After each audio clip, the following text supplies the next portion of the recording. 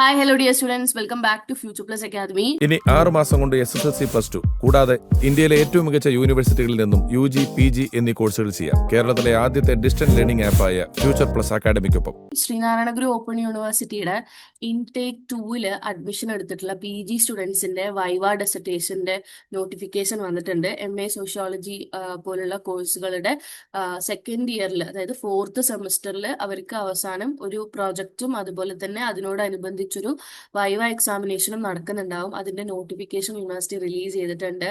So 29-ാം തീയതി വന്ന നോട്ടിഫിക്കേഷനാണ് 2023 admission, അതായത് ഇൻടേക്ക് 2 അഡ്മിഷൻ എടുത്ത MA history, MA sociology dissertation project സമർപ്പണം, വൈവ OC എന്നിവയുമായി ബന്ധപ്പെട്ട് താഴെ പറയുന്ന മാർഗനിർദ്ദേശങ്ങൾ പ്രത്യേകം ശ്രദ്ധിക്കേണ്ടതാണ്. അപ്പൊ 2023 ഇൻടേക്ക് 2 എന്ന് പറയുന്നത് ജാനുവരി അഡ്മിഷൻ എടുത്ത കുട്ടികളാണ്.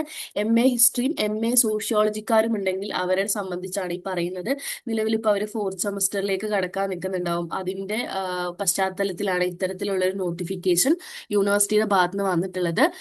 എന്തൊക്കെയാണ് മാർഗനിർദ്ദേശങ്ങൾ എന്ന് പറയുമ്പോൾ മേൽ തന്നിട്ടുള്ളത് അനുസരിച്ചാണ് പഠിതാക്കള് ഡെസർട്ടേഷൻ പ്രൊജക്റ്റുമായി ബന്ധപ്പെട്ട വിഷയം തിരഞ്ഞെടുക്കാവുന്നതാണ്. ഇങ്ങനെ തിരഞ്ഞെടുക്കുന്ന വിഷയത്തിന് മേൽനോട്ടം വഹിക്കുന്ന സൂപ്പർവൈസറുടെ അംഗീകാരം വാങ്ങേണ്ടതാണ്. നിങ്ങൾക്ക് എല്ലാവർക്കും അറിയാം, PGക്ക് നമ്മളൊരു പ്രൊജക്ട് ചെയ്യും. അതിന് നിങ്ങൾക്ക് ഇഷ്ടാനുസരണം തന്നിട്ടുള്ള ടോപ്പിക് റിലേറ്റഡ് ആയിട്ട് നിന്ന് നിങ്ങൾക്കൊരു ടോപ്പിക് സെലക്ട് ചെയ്യാവുന്നതാണ്. എന്നിട്ട് നിങ്ങളുടെ സൂപ്പർവൈസറുടെ അംഗീകാരം വാങ്ങിയാൽ മതി എന്ന് പറയുന്നുണ്ട്.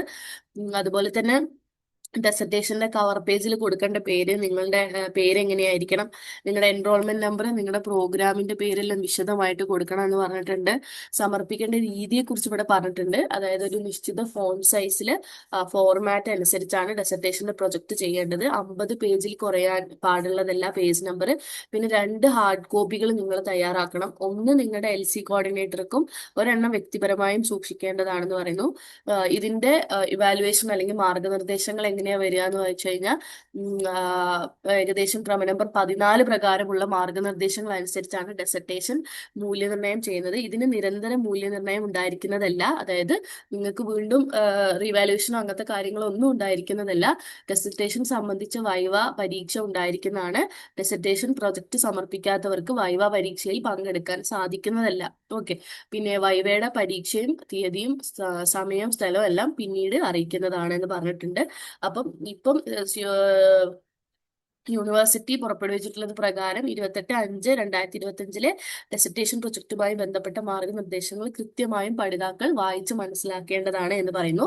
അതായത് ഈ പറഞ്ഞിട്ടുള്ള സർക്കുലർ. അപ്പോൾ വളരെ ഇമ്പോർട്ടന്റ് ആണ്. ഡെസർട്ടേഷന്റെ ആ ഒരു കോപ്പി, ഹാർഡ് കോപ്പി സബ്മിറ്റ് ചെയ്യാതെ നിങ്ങൾക്ക് വൈവ എക്സാമിനേഷൻ അറ്റൻഡ് ചെയ്യാനും പറ്റില്ല.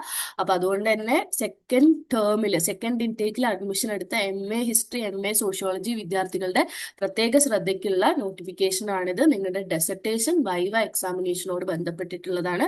അതുകൊണ്ട് പറയുന്ന സമയത്തിന് തന്നെ ഡെസർട്ടേഷനും അതുപോലെ തന്നെയുള്ള കാര്യങ്ങൾ, പ്രൊജക്റ്റ് എല്ലാം ചെയ്ത് കംപ്ലീറ്റ് ചെയ്യാം. Thank you so much.